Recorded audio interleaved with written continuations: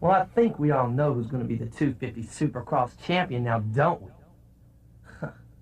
Well, if you don't, let me give you a little hint. It's showtime!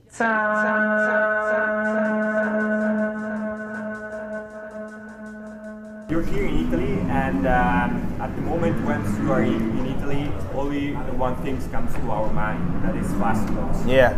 How much you're missing this race, and what do you think about that the track doesn't exist anymore?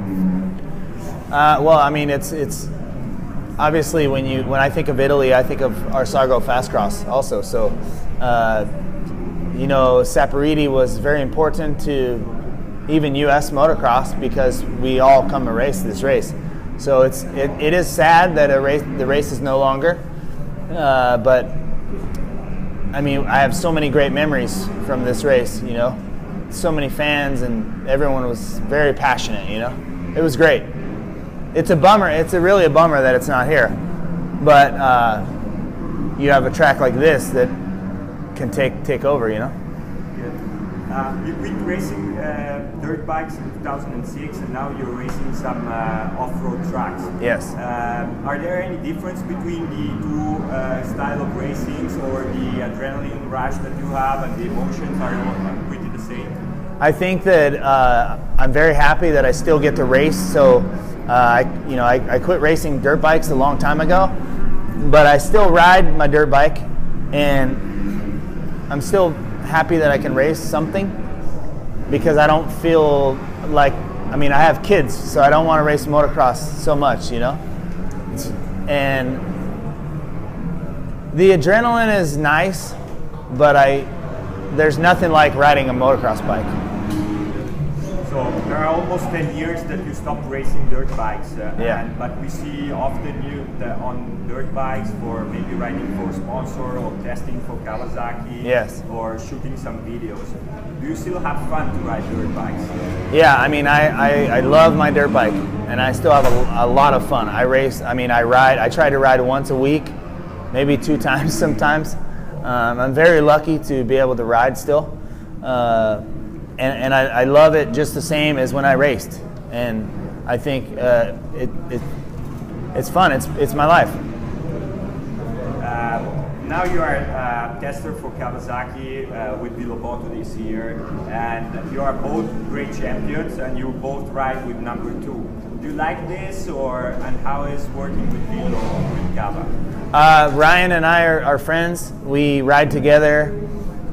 You know, when I was number 2 racing, you know, he called me and said, hey, I want to use the number 2, and I said, okay, no problem. You know, he's a great champion, and it's funny that we both have 2, but you know, he's 2 and I'm the original 2, so I guess we go like that. Great.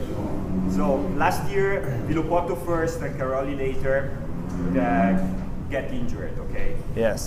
What do you think that if both riders didn't get injured, who had the best chance to win the MXGP title? You know, I think it's obviously that question is very difficult to answer. Cairoli's so experienced and many-time world champion. So it's very difficult to think that Voleva can come and win the championship. His speed and riding is no problem, I think. But you know, the life change coming from the U.S. and living here and racing here is much different than. And I think it's a big adjustment, big change. So, and you know, to be great at motocross, you have to have a great mind. And this big change, I don't know. I think it was going to be very difficult. I think we would have saw some really great racing together. So you raced twice Motocross of Nation and you won twice.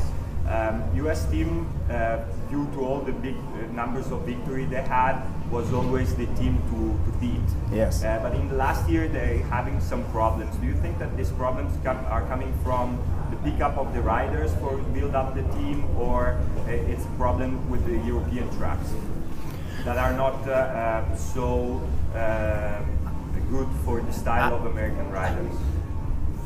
I think that, you know, maybe the tracks have a little bit to do with it, but I think the level of European motocross is much higher now.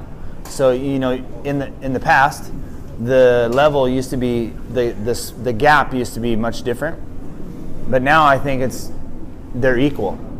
So, you know, sometimes in the US, the riders, they have to race so many times throughout the year.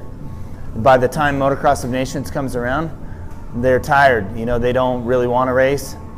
And I think sometimes the US doesn't get the best team. So that's a problem. But I think if they send their best team, then we have a chance. But if they don't, I don't think they, you know, it's much different than in the 90s when Americans would win every time. It's much different. The European motocross is strong now, very strong. So this year, Motocross of Nations will be here in Maggiora. What do you think about the track and how is the structure here in Italy? Maggiora Park is amazing. Now being here and seeing it is maybe one of the most beautiful parks, motocross tracks in the world. And you know, this track has a lot of history for the US team. One of our most famous races was here. I think it would be nice to bring back some glory from the old days, but it's not going to be easy. But we know seeing the track is going to be an amazing race, so we'll see. I mean, obviously I would like to see the Americans win the race, but they have to send their best team or it's not going to happen. Ciao, MxBars.